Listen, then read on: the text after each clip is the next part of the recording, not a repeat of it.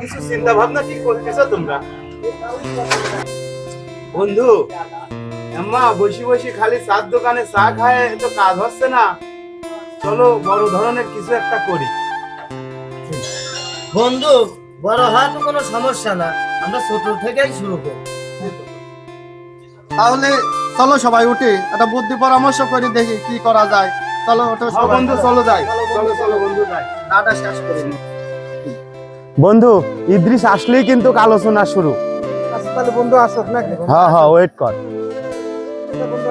এই বন্ধু আইসো, বসো বসো বসো, তোমার জন্য অপেক্ষা করতেছি। তাই হ্যাঁ তাহলে কি বুদ্ধি পরামর্শ কি করলে কি করা যায়?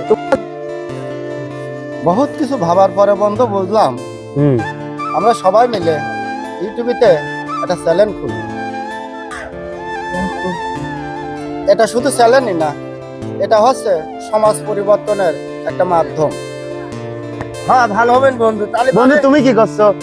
সমাজে একটা ভালো কিছু করতে পারলেই তো হ্যাঁ ভালো হবে, তাই না? বন্ধু বন্ধু আগে সাবস্ক্রাইবার আসুক, তারপরে সমাজ পরিবর্তন করার ব্যবস্থা করা হবে।